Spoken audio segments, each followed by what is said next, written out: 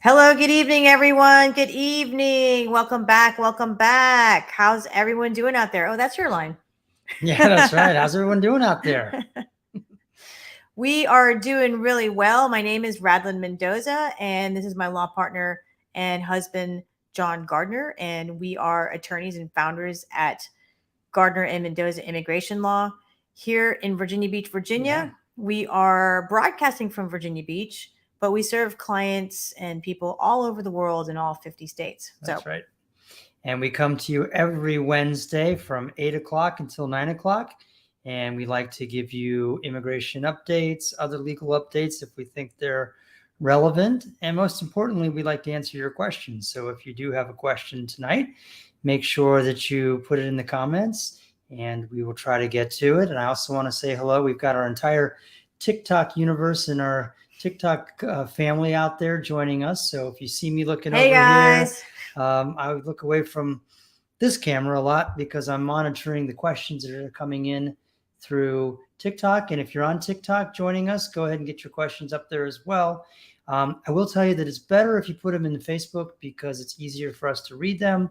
You have more space to write them. We can put them up for everyone to see, and they may benefit other people that have similar questions. So yeah, and then when you do that, just come over to our Facebook page at Gardner Mendoza Law. If you want to hop off of TikTok, or you can stay there. It's just a little bit hard to read, as John said. And I want to say hello to Miss Lovely. She has a lovely name. Yeah. Great to see you again. Great to see you. She is a tried and true follower of our live stream, probably for the past 2 years now, because we are celebrating our 2-year anniversary for this live stream. Very, very exciting. That's right. Can't believe it's been 2 years. 2 years. It's pretty awesome. Before we go any further, though, I do want to remind everyone that what we do here is for informational and educational purposes only. Yes. It is technically not legal advice. Okay? Not legal advice. Not legal advice. Okay. Hello, Miss Kalia. Great to see you. Good evening. Good evening. So, we're getting going over there in TikTok. And before we start answering questions, and again, put your questions up. We're gonna get to them. I want to, especially to the followers on TikTok, I want to make sure that you guys know that periodically, actually it's been, pretty frequently, we've been having people kind of spam our comments. So what it looks like is somebody will ask a question on one of my videos, and then somebody who has my same, very similar username, my username is Immigration Lawyer 1, or exactly the same username, but it will be a different picture. And they will say in the comments, beep me on WhatsApp for more information. Okay, so I try to go in there. I try to block it as soon as possible. I try to delete the comments. I made a video warning followers about this, not to follow a WhatsApp number, but someone actually fell victim. One of our followers fell victim to this fraud and paid a couple of $100, and then the person was also asking for another 1,000 before they got the 200 from this person, this follower, and then they were asking for another 1,000 before they even spoke to them. Of course, it's fraud. They're not an attorney, and I just want to really, really please be careful with that. If you want to message us, you're calling our local area code. It's a 757 number, 757-464-9224. If you want to send us an email, it's info@gmlaw.net. But you're not going to be beeping or whatever, messaging a WhatsApp number and paying $200 without, really talking to someone. So please be careful about that, guys. I feel really bad that happened to this person. I offered her a free consultation. Our consultation is actually $275, not $200. And again, this person was asking for even more money, $1,000, to even talk to her. But so please be careful. Obviously, you're not going to be able to offer a free consultation to everyone who is victim. I tried to get rid of these comments, but it's tough. There are bots out there, and it's a dangerous world of fraud out there in TikTok and, on the interweb. So just please be careful and know that how you get in touch with us is through our office number, 757-464-9224. You can Also, come onto our Facebook page and send us a message through Messenger, or send us an email to info@gmlaw.net. But someone is always during 9 to 5 answering our phone, because we do have an answering service. We also have two wonderful people manning our phones 9 to 5. It's Grace and Jackie. So anyhow, be careful. Yep.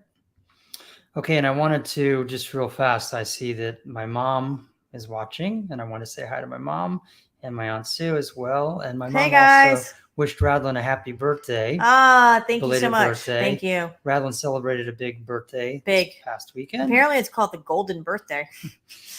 In any event, for the Golden Birthday, that seems. I mean, I don't think I have reached status of golden yet, but I mean, I'll take it. It's the Golden Birthday.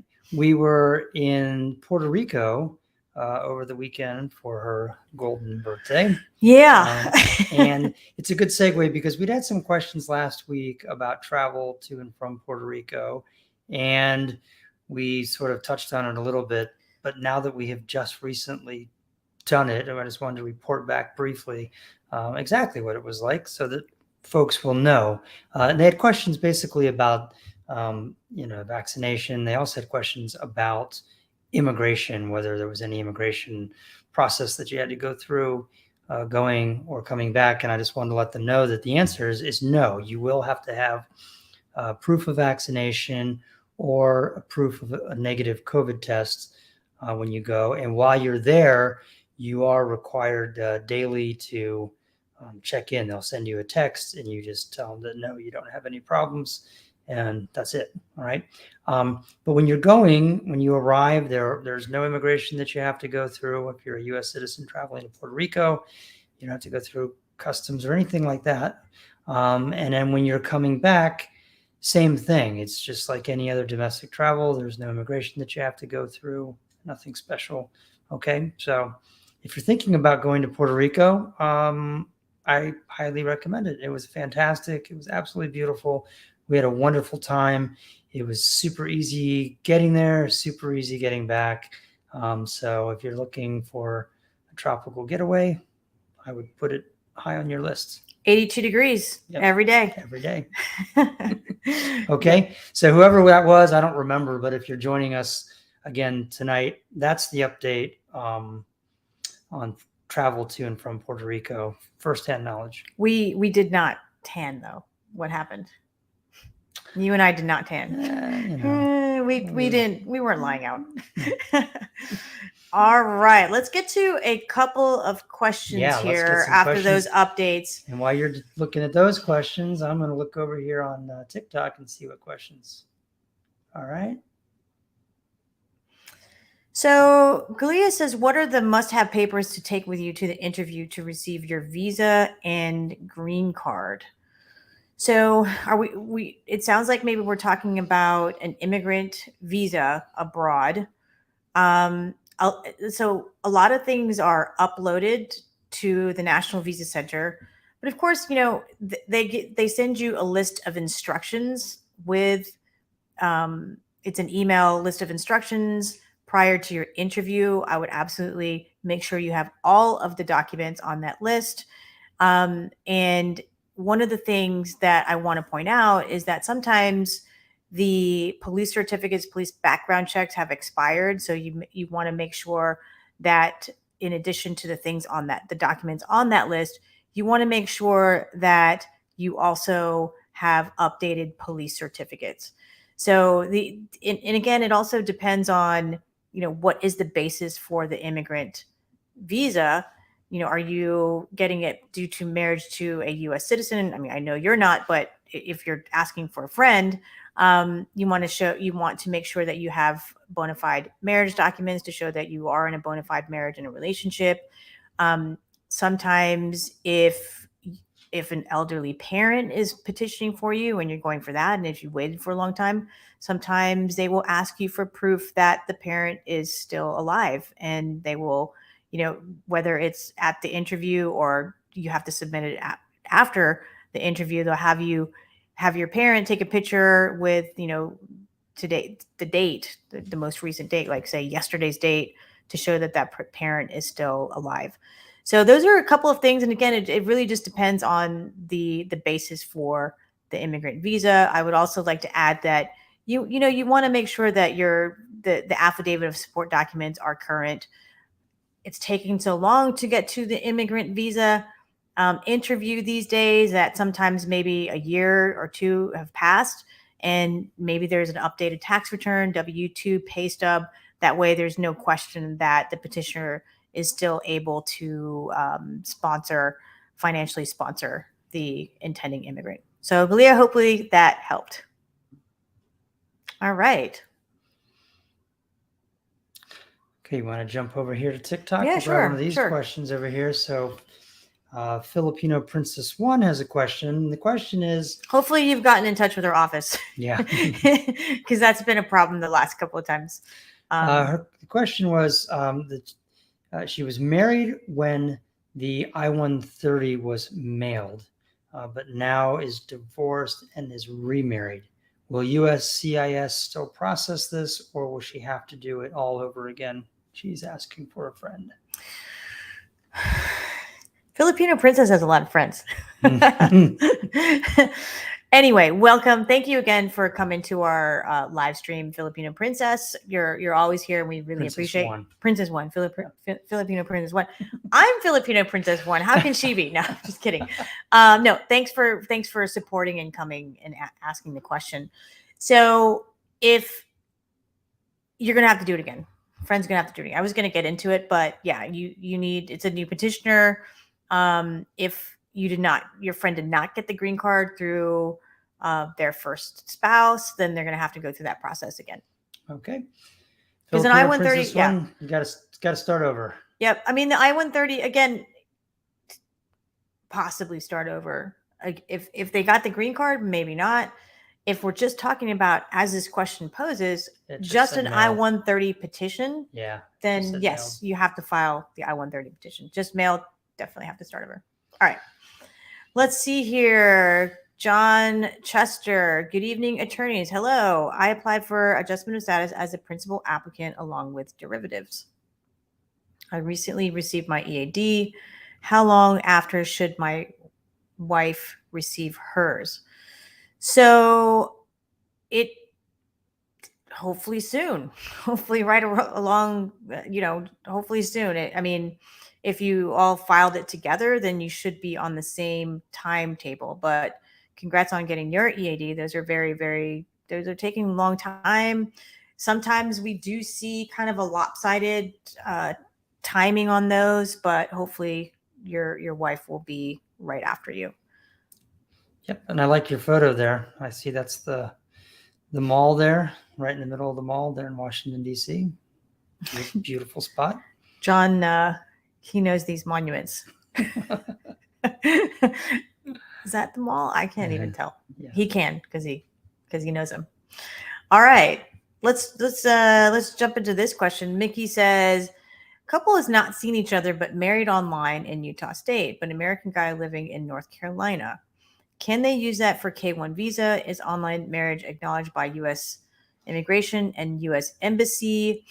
Only if, and the answer to this question is, it is recognized by USCIS, but only if the couple consummates the marriage. Okay. So that means you all have to see each other in person anyway. And if you do see each other in person, then maybe you should also just get married just in case that didn't work out. So that's, but it, and then you have to, submit an affidavit that you did consummate the marriage. Now it doesn't have to be detailed, of course, but another extra step is required.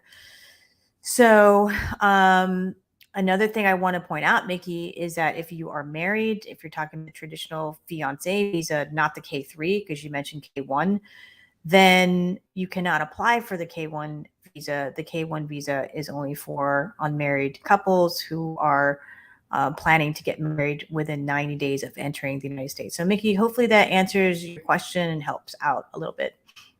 All right. We have one. We've had variations of that question, more than you might expect.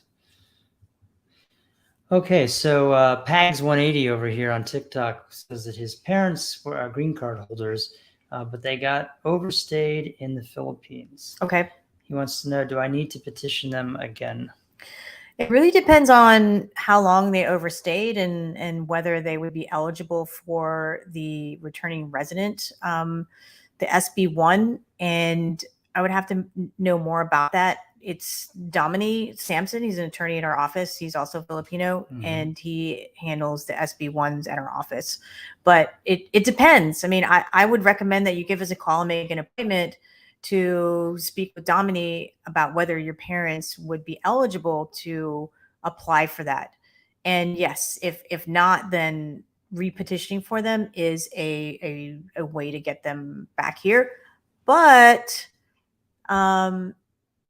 they'd have to do an abandonment. It's just complicated, Yeah, it is. And Dominic has, an inside lane on this. So you would really be wise to contact our office and make an appointment to talk to him about it. All right. And it doesn't matter. Question, though. Doesn't matter where you are. We just wanted to mention, I know Radlin mentioned this briefly at the beginning, but I want to remind everyone that our office is physically located in Virginia Beach, Virginia, on the East Coast of the United States. But it doesn't matter where you are. We serve clients all over the United States, all over the world.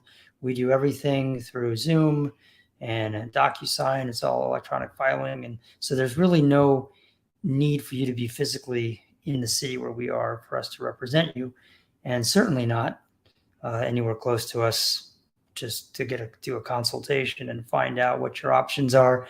Or if you think you know what your options are, to double check with us, one of our attorneys, to make sure that you're taking the first right steps forward so that you don't make a mistake that's going to be costly and it's going to cost you time and money and maybe even be fatal to your case. So it's worth a consultation at least, just to make sure that you are doing the right thing. All right. Absolutely.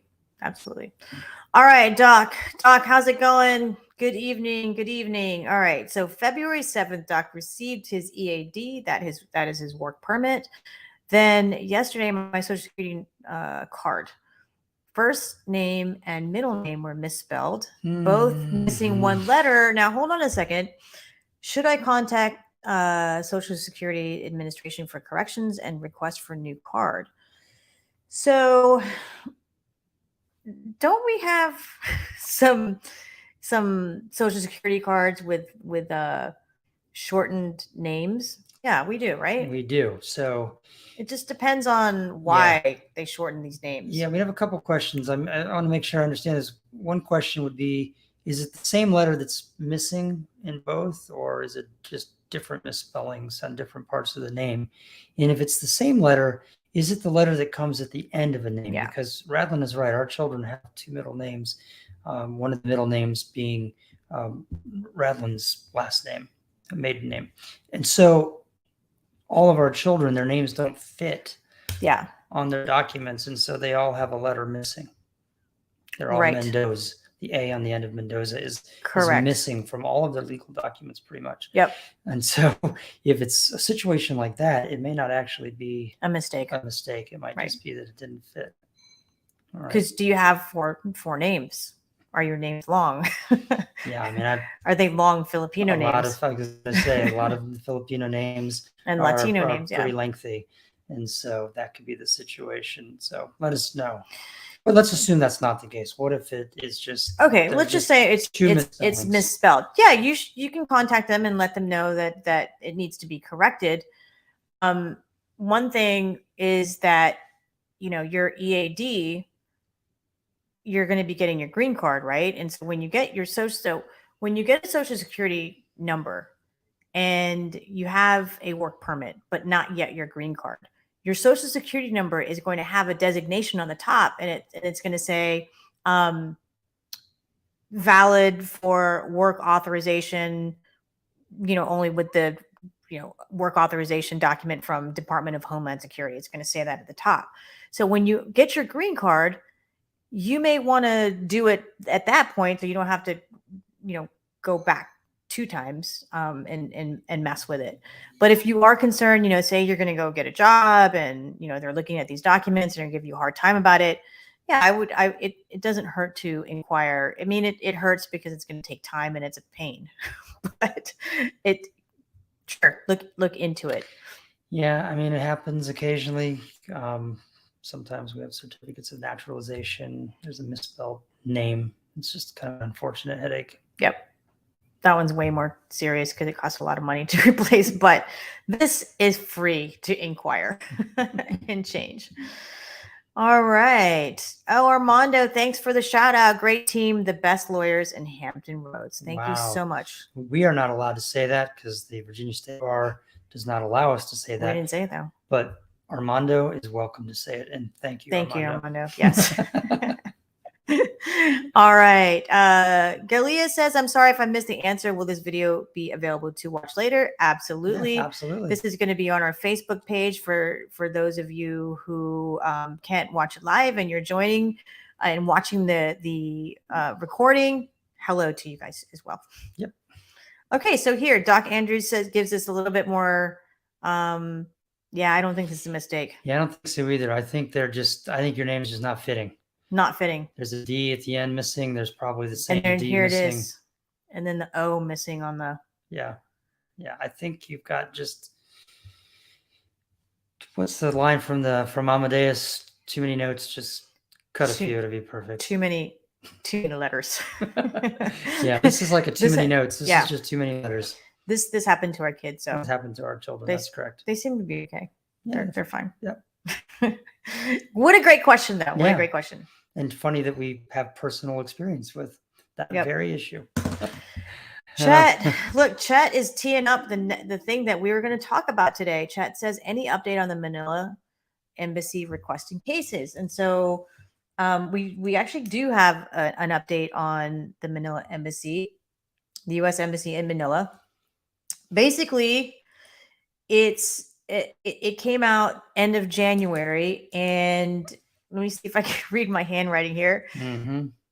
So for immediate relative cases, the U.S. embassy is interviewing cases that were documentarily qualified on February of 2021. So what that means is if the NVC told you on or before February 2021 that you were DQ'd, documentarily qualified, that your case was DQ'd, then you are getting an interview around now. Okay.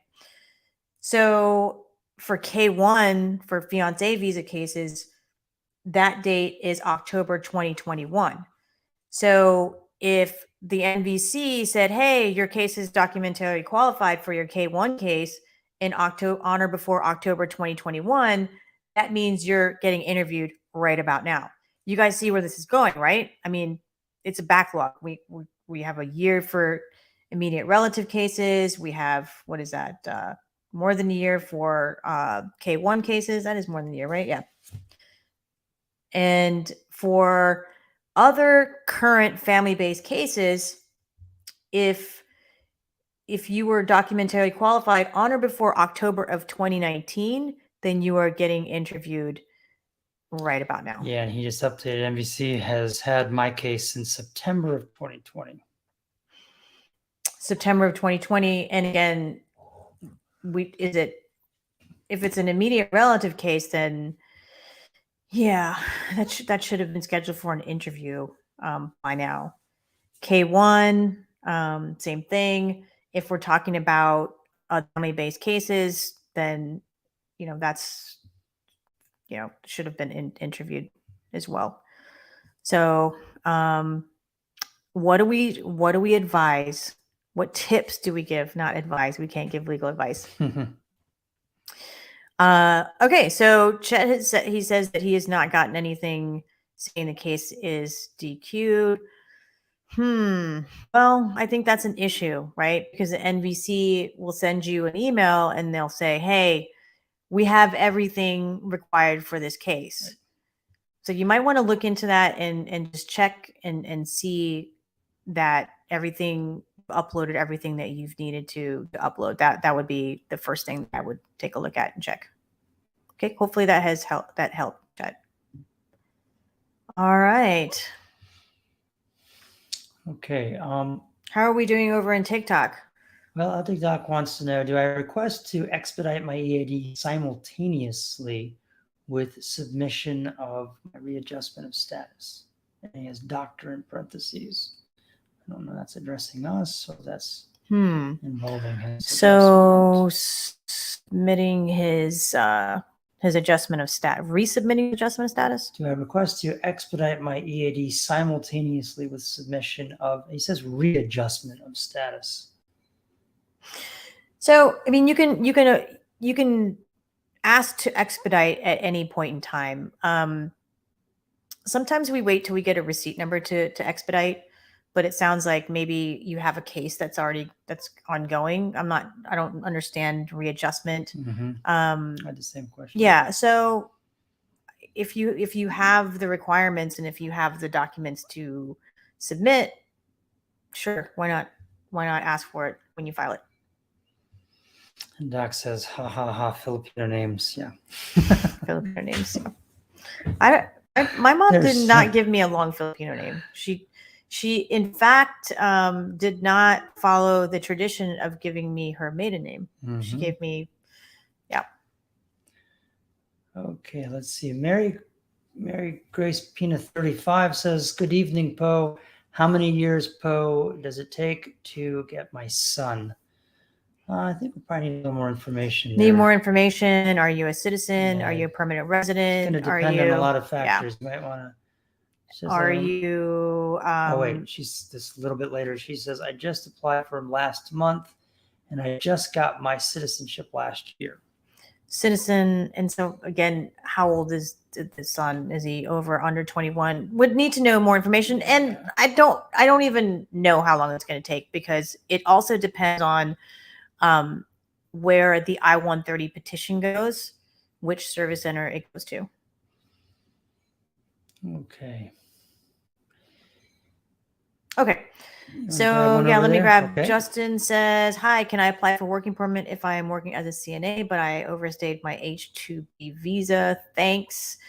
So if you don't have a basis to apply for a work permit, either through employment-based case or family-based case, then you will not be able to just apply for a work permit, even though you are a CNA. We do need you.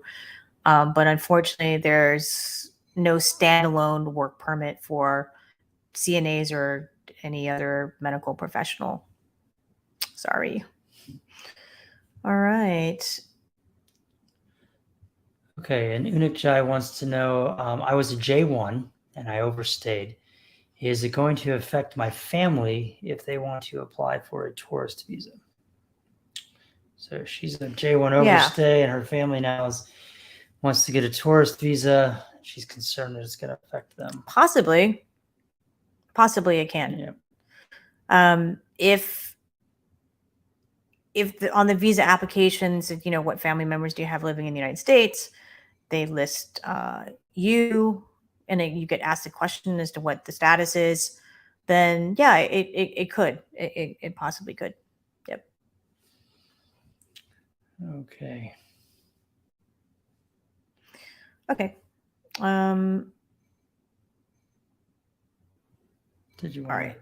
Yeah. So Chet says the only email I've received is one giving me ID number and beneficiary ID. All they tell me is that they have my case and are waiting for the embassy to request the case. So I'm assuming that you have uploaded all documents. If that is the case, then it's hard to give you any tips on this because everyone is kind of waiting. But it sounds like if you are documentarily qualified, you have been waiting a longer time than what's posted. So you may want to reach out and try to get some assistance from congressional liaison assistance for that. Chet says he continues. let us solve Chet's case today, or try to anyway, because this is actually happening to a lot of people who are on this live or going to watch this live later. This being stuck at the NVC, Chet says, hey, the NVC hasn't asked for anything. Well, that's a huge red flag for me, because all of this is going to be electronically uploaded. Like if you haven't uploaded passports, tax returns, affidavit of support, that's an issue. So again, look into those. If you have, then again, our tip would be to try to seek congressional liaison assistance, especially if it's so far outside of these posted interview times.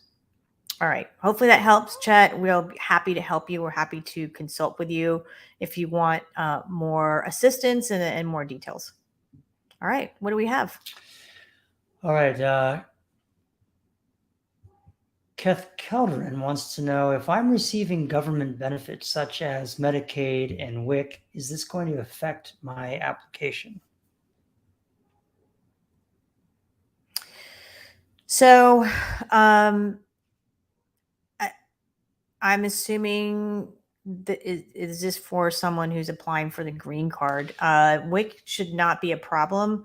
Non-emergency, is it Medicaid? Yeah, Medicaid is one of the things. Yeah, so the question is this for you or is it for your children? If it's on behalf of your children, then it's not going to affect your application. Yeah. And that's what it typically is for our clients. The children are receiving the benefits. The U.S. citizen children. Sorry. All right. So Galia has a question, which is a good one. The name on the immigrant visa and alien registration application confirmation is missing the middle name. Is that going to be an issue in interview? It's not letting us add the middle name. No, you should just make sure that the applicant lets them know that, hey, I was not able to add my middle name, and let them know the middle name at the time of the interview. That's right. They don't let you go back and update. But fix it at the interview. So when you're interviewing for an immigrant visa, you have submitted your application, or for adjustment of status, or even for naturalization, your application is still open. So you can add to that, you can make changes, you can, let them know that you made a mistake. The application is still open, but you have to make sure that you let the interviewer know that you're adding, or there's a mistake, or you forgot something. The application is still open. Hopefully that helps. All right. Chet wants to know, how do I contact a congressional liaison? So Chet, here is our tip for you. Join our Facebook group, Live Love Immigration. We have a person who has worked for congressional. She works for us now. It's pretty awesome. And she has put in the steps in our Live Love Immigration Facebook page how to do that and contact your congressperson and make a request. So, and that goes for all of you guys who are watching. Please follow us so you can get updates. Follow us so you can get the most recent videos on TikTok. And if you are interested in immigration and joining our new immigration community, come on to Facebook and join our Live Love Immigration page. And you can take a look at that. For those of you on Facebook, Ria can put that link in the message. I'm sorry, in the comments, and that way you guys know how to join that. Okay, I'm trying to get the questions. I apologize. TikTok is a little more challenging tonight than most nights, because one of the people who's asked a question has spammed the questions and has posted it like 50 times. So I have to scroll through. So we're probably not going to answer that question. Right. So no spammers. Yeah, just so you know, putting your question in 50 times to clog it all up, that's not a good way to get us to get to it, okay? But Coco Y here did not do that. Coco wants to know, how long does it take to have an interview after approved an NVC, spouse and minor son petition? Yeah, Coco, I just went over those processing times. They are processing cases that were documentary qualified on or before February 2021 for immediate relative cases, which is what depending on whether you're a U.S. citizen or not. But so it's taken a while. Unfortunately, it's taken a while. There's a big backlog. Okay. And Mary Grace says, happy birthday, Poe. Thank you. Thank you so much. All right. Abraham has a good question here. Good evening. Can a person with bipolar 2 with no history of harmful behavior be denied CR1 visa? Now I do not have specific experience to this question, but my gut feeling is no, but I don't know for sure. Abraham, I'm sorry. I don't have any experience with that. All right. Okay. So Rose has a good question. What is the difference between fiance and marriage visa when it comes to requirements and the time process? Boy, we have 24 minutes. I was going to say we'll end with this. This will take us to 9 o'clock. And then no, it won't. No, it won't. I can try to be brief, but that seems impossible. Well, sometimes. there's a lot depending on how detailed you get in this question, but right. Yeah, have at it. Have at it. So first thing is our daughter Ray and I made a really great video about this on TikTok. It's very funny. Mm-hmm. I think it is anyway. So Rose, if you have not checked out the funny TikTok video with my daughter and me, then go check that out. That's one. There are actually about 3 to 4 videos on this very question on TikTok. So check that out, Immigration Lawyer 1. But I'm going to kind of cover the fine points if I can here. So the big difference between fiance and marriage visa is, number one, if you want to do the K1, the fiance visa, then you are not going to be married, right? You're engaged to be married. That's the first difference. With the marriage visa, you're married, and it's basically when you immigrate to the United States through the marriage visa. Once the person comes into the United States, once the beneficiary enters the United States, they are a lawful permanent resident. Okay, so they can work pursuant to that status. They can travel right back outside of the United States pursuant to that status. When you come in on a fiancé visa, the biggest difference here is that you can't work. You have to get married within the 90 days and then file the green card application, which is a whole, not another, other process. You've got to file the green card application. Then you have to wait, and with that, you have to file the work permit application and the travel permit, and then you are here in the United States. And I think one of the biggest complaints for people going through the fiancé visa process is that they can't do anything. They can't travel. They can't work until they get those documents. So that's a huge, huge difference there.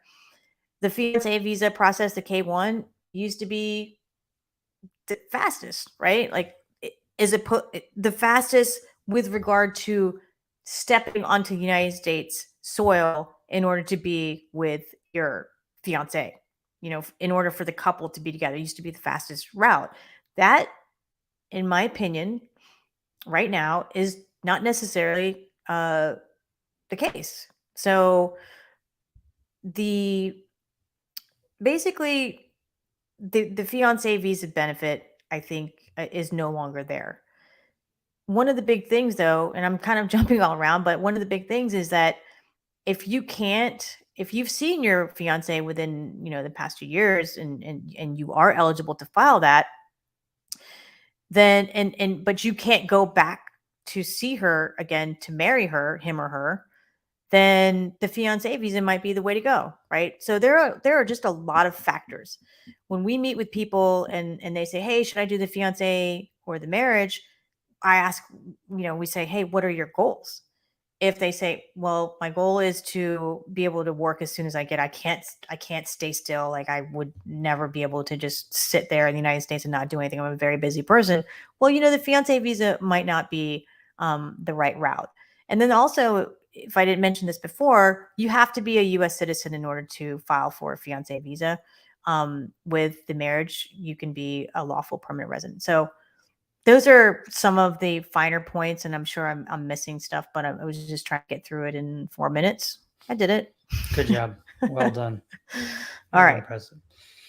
And I'd scrolled earlier. Sal 1020 had wanted to know if there were any progress with immigration reform. The answer to that is no. It's probably deader right now than it has been ever. At least the legislation that was proposed last year. So we'll keep you posted, but it just stalled out completely. And there was even talk about breaking the bill apart. Even that seems to have faded. There are a lot of other things going on, unfortunately, that are sucking all the oxygen out of the air in Washington right now, and they are not involving immigration. So, and as I always say, and it's like a broken record, I know, but when we move into election seasons, it always becomes less likely. This reform will happen when people are far away from their reelections, and so they can take more daring stands on things. Immigration reform is badly needed. It remains controversial in a lot of districts, however, and a lot of folks in Washington just don't have the courage to take the vote on these. So, sorry, I know I got kind of dark there for a moment. I apologize. So dark. I apologize. Okay. It is dark. It is dark. We need immigration reform, but it's not happening. It's very frustrating. It always comes up. The talk of immigration reform always comes up after there's been an election. There's a new Congress, there's a new House, or there's a new Senate, or there's a new president. Whenever there's new people, the new people are always going to go and tackle this immigration reform once and for all. And then it gets bogged down in negotiations and bogged down. And if nothing happens and then another election comes up, then everybody backs away from it and says, well, after the election, we'll get back to that. But the problem is the Congress changes all the time, and the White House changes all the time. And so this sort of pendulum swing back and forth with our government results in no one ever having enough time to really take it all the way to the finish line. And I fear that that's where we are right now. Maybe I'm wrong, but I doubt it. I think you're right. So can you pass me that seltzer water? Yeah, absolutely. Thank you. Yeah. Sorry, that was a really unnecessarily long answer. It was perfect. It was perfect. I could have just said, no, there's no update. All right. We charge by the word, right, guys? Yeah, that's right. Isn't that the joke about lawyers? We charge by the word. That's why we have so many words come out of our mouths. All right, we're looking at some questions over in TikTok. I don't have any more questions here. Here's a question here. Joya, if somebody lost their passport, how can they get it back? A teenager. U.S. passport? Yeah. Where are they? Well, I'm assuming it's a U.S. passport. Yeah, that's a good question. I don't know what kind of passport it is. So I guess their question is whether they can, they could go look for it, but I guess the question is, how do they renew it? Can they somehow go about replacing it? Yeah, you have to show proof of, that you are a U.S. citizen. So if you are a naturalized U.S. citizen when you're 10, did you say 10? Teenager. Okay. If you got it through your parents and you have a certificate of citizenship, then that's one way. You bring in your certificate of citizenship and renew your passport at a passport agency. And you can do that through post office. Most of them you need to make an appointment. If you are, let's see, so certificate of citizenship, teenager. So if you're 18 and you actually applied for naturalization, then you would submit your naturalization certificate. But yeah, you can get a new U.S. passport. And that's assuming it's permanently lost. You may want to look for it. And I know that sounds ridiculous, but retrace your steps and maybe it'll turn up. Some of you have heard this story, but I actually lost my passport while traveling in Athens, Greece when I was about 20 years old. And that was the advice that I was given by the embassy at the time, was to retrace my steps, which sounded utterly absurd to me. But I did it and I found the passport. So at the hotel, right? Miracles happen. Yeah.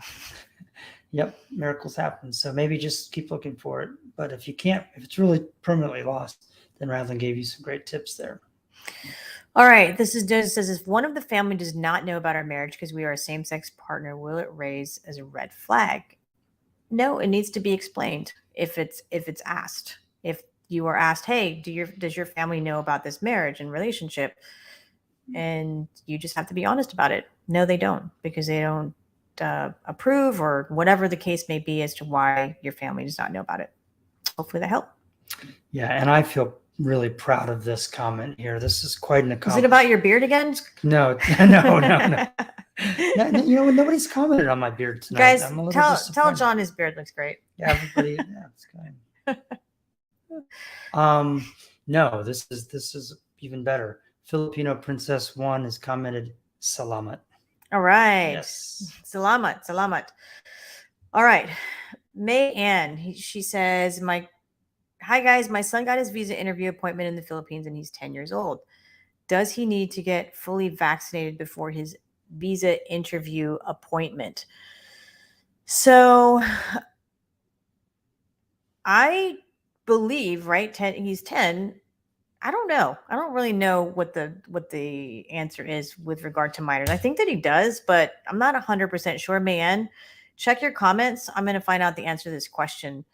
Typically, your son will go to his medical, and then they'll give him whatever vaccinations are required there at the medical.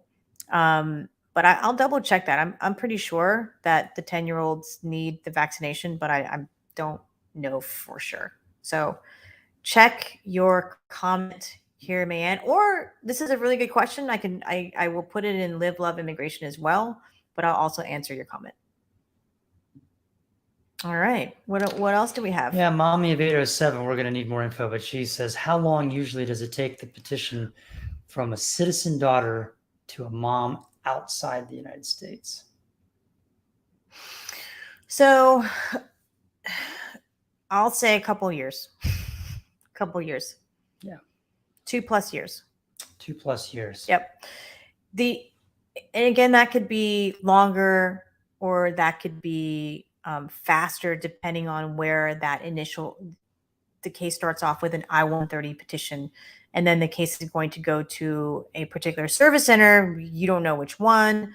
And if it goes to one where the processing times are longer, say California, instead of say Nebraska, then it's going to be longer. If it goes to one where if it goes to Nebraska, then it could be shorter. Right, which segues nicely into Jasmine. Wanted to know, do you think the California Service Center takes a long time? Yes, it does. Yes, it does. Yep. And guys, I also, there's a video on TikTok, and for those of you who are on Facebook, if you want to go check out our TikTok page, it's Immigration Lawyer 1, or you can also find it under my name, Radlin Mendoza. And I show you in a couple of videos how to check your processing times there. So her TikToks are great. You you got to check them out. He is biased. If you haven't seen them, they're fantastic. They have made me just pick up a camera and start recording anywhere I go. It is kind of a superpower, but it's also kind of annoying as well. But they're fun to do. So here's one.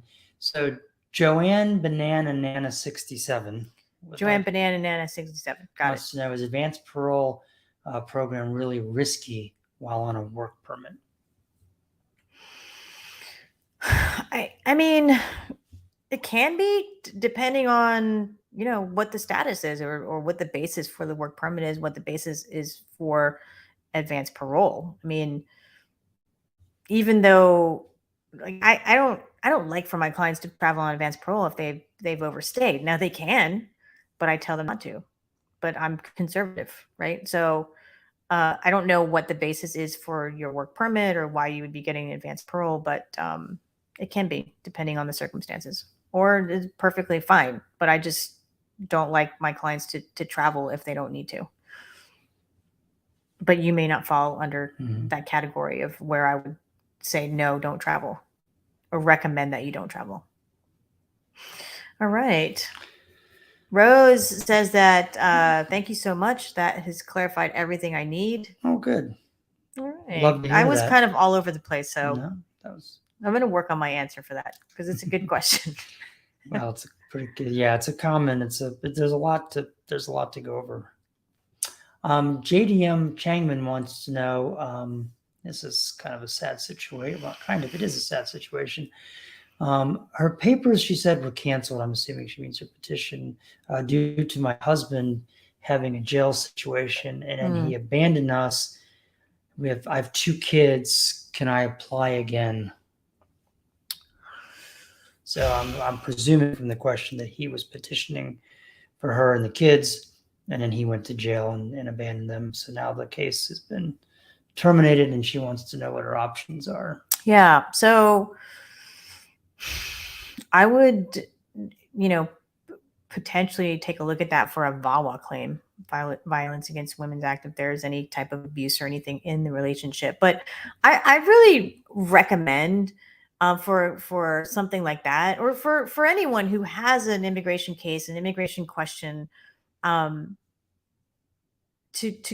come and consult with one of our attorneys, consult with me or one of our other immigration attorneys, because we really unpack everything in that consultation. We take a look at all the history and see if we would evaluate the case for a U visa, a VAWA, if there's anything else that we could apply for.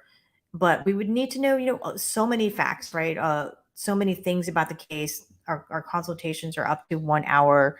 We charge $275 for the consultation, and you will leave there, whether we can help you or not.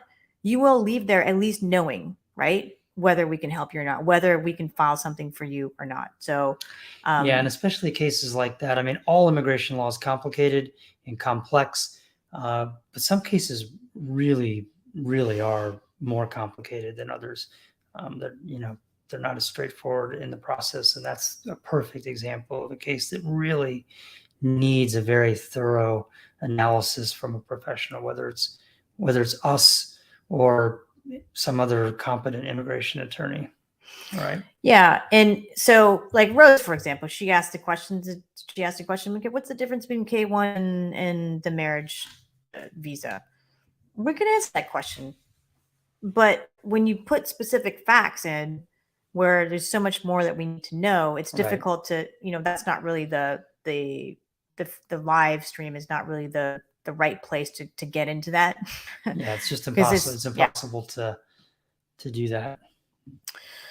Okay. Jareen says, hello, my mom is petitioned by her parents and her priority date is June 2006. And right now, according to Visa Bulletin, I think the priority date is October 2003. Is there a way to expedite the process so she can still see my grandfather before anything happens? So Jareen, unfortunately, there is no way to speed up the processing time.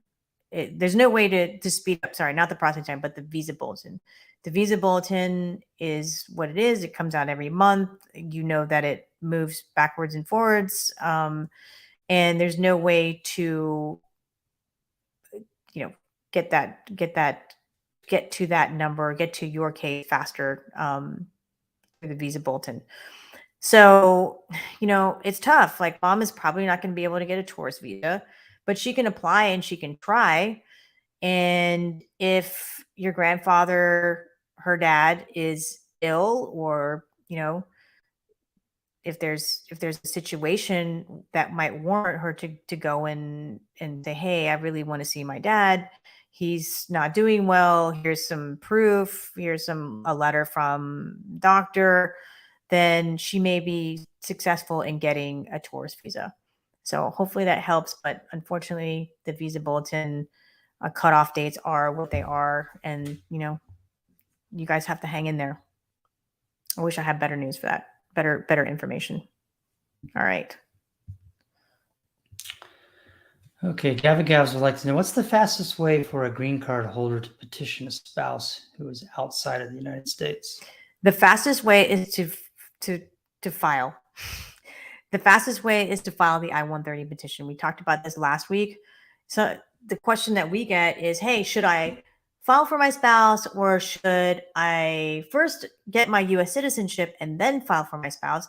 You should file the I-130 petition for your spouse. And if you want, you can apply for citizenship and then upgrade, or, I don't know whether you want to call it upgrade, but you want to change the petition type once you get your U.S. citizenship. But the fastest way is to file it, file the petition, get in line for that petition. Okay. We're not going to go on and on about that, are we, this week?